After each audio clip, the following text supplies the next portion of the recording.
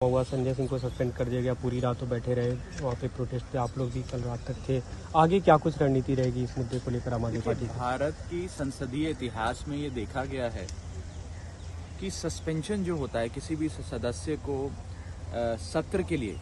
निलंबित कर देना, सस्पेंड कर देना, बहुत ही rarest of the rare occasions में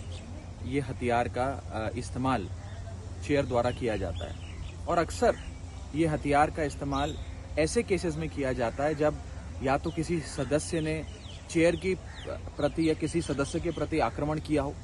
कोई एक्ट ऑफ वायलेंस हुआ हो, कोई कागज, रेजोल्यूशन या किताब फाड़कर चेयर पे फेंकी हो, या माइक तोड़ा हो, या कोई इस प्रकार की बहुत ही आपत्तिजनक चीज करी हो। लेकिन पहली बार देखा गया कि इस देश के एक बर्निंग इशू पे, एक ज्वलंत मुद्दे पे, हमारे देश का एक अभिन्न अंग मणिपुर जल रहा है, उस विषय पर बहस मांगने के लिए जब एक सदस्य चेयर के पास जाकर दरख्वास्त करने की, निवेदन करने का प्रयास करते हैं तो उन्हें सस्पेंड कर दिया जाता है। ये पहली बार देखा जा रहा है और ये दिखाता है कि शायद बीजेपी में अब टॉलरेंस का रत्ती भर भी अंश नहीं बचा है और उनका एक ही लक्ष्य है कि जो भी सांसद आवाज उठा रहा है बीजेपी के खिलाफ या बीजेपी के जो नाकामी है उसको उजागर कर रहा है, निकम्मेपन को उजागर कर रहा है, उसकी डबल इंजन की सरकार को एक्सपोज कर रहा है, उसे निलंबित कर दो। आज एक बेहद बड़ा राष्ट्रीय सुरक्षा का मुद्दा बन गया है मणिपुर। जो मणिपुर से हैवानियत भरी, बर्बरता भरी वीडियोस और फोटोग्राफ सामने आ रही हैं, उससे मुझे लगता है पूरे देश का दिल दहल गया है। आपने देखा कि कैसे एक कारगिल युद्ध के समय हमारे देश का एक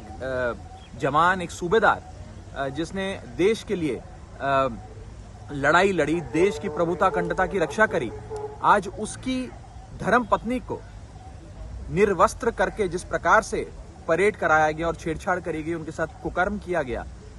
वो बेचारा सूबेदार कह रहा है कि मैंने देश की रक्षा तो करी लेकिन मैं अपने परिवार की, अपनी पत्नी की रक्षा नहीं कर पाया। इससे अभद्र दृश्य इस देश के लिए क्या हो सकता है? ये महिला सुरक्षा का मुद्दा है, राष्ट्र सुरक्षा का मुद्दा। और इसलिए हम कहना चाहते हैं, विपक्ष की मांग क्या है, हम सब साथियों की मांग क्या है कि मन की बात बहुत हो गई, अब मणिपुर की बात। देश के संसद के मॉनसून सत्र में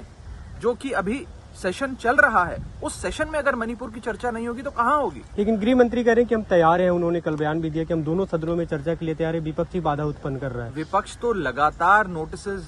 दर्ज कराकर अपनी बात रख रहा है कि रूल 267 के अंतर्गत बहस कराइए, सरकार बहस शुरू करे, अपना पक्ष रखे, फिर विपक्ष अपना पक्ष रखे, तमाम सदस्य बोलें और इस विचार विमर्श, इस बहस से जरूर कोई समाधान निकलेगा। आज दुख की बात है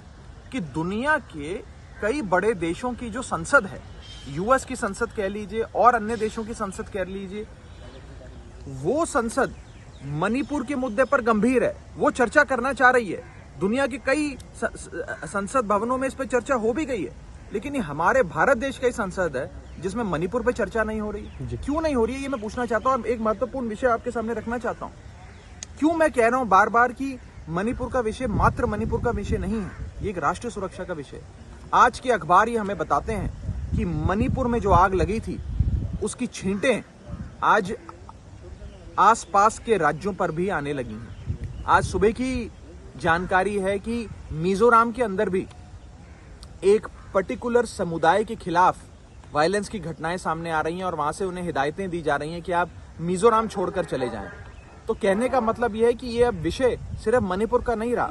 ये एक प्रकार से पूरे नॉर्थ ईस्ट का मसला बनता जा रहा है। इसीलिए हम सरकार से हाथ जोड़कर विनती करते हैं। लेकिन आप लोग जो सवाल उठा रहे हैं सदन में, डेकोरम और डिसिप्लिन की बात कर रहे हैं, जो राज्यसभा के सभापति हैं, कल उन्होंने कहा उससे हम समझौता नहीं कर सकते, सभी सदस्यों को सवाल उठाने का अधिकार है, आवाज उठाने का अधिकार है, लेकिन आपको डिसिप्लिन मेंटेन करना चाहिए, जो संजय सिंह नहीं कर रहे थे, उनका ये कहना था। जब जब सदन में विपक्ष जनता की आवाज उठाना चाहता है, ज्वलंत मुद्दे पर बहस चाहता है और सरकार वो बहस से भागती है, तो इसी प्रकार के लोकतांत्रिक हथियार लोकतंत्र को मजबूत करते हैं। ये मैंने नहीं कहा, ये अरुण जेटली साहब, उस समय के राज्यसभा के लीडर ऑफ अपोजिशन, और सुषमा स्वराज जी, उस समय की लोकसभा की विपक्ष की नेता, उन्होंने ये बात कही थी कि इस प्रकार से विरोध दर्ज करा के सदन को ना चलने देना भी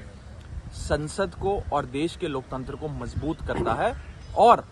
संसद को चलाने की जिम्मेदारी सरकार की होती है। ये मैं नहीं कह रहा, बड़े विद्वान, बड़े नेता, इस देश के लीडर ऑफ ऑपोजिशन, केंद्रीय मंत्री रहे अरुण जेटली जी और सुषमा स्वराज जी का कथन है। मैं बीजेपी के लोगों को ये कथन दिखाना कल चाहूंगा। स्मृति ईरानी ने भी एक प्रेस कॉन्फ्रेंस की, उन्होंने कहा कि विपक्ष को सर्टेन शायद फैक्ट छुपाना चाह रहा है, इसलिए इस तरह का विरोध किया जा रहा है और सदन नहीं चलने दिया जा रहा है। कि मैं उनको बस यही कहना चाहूंगा कि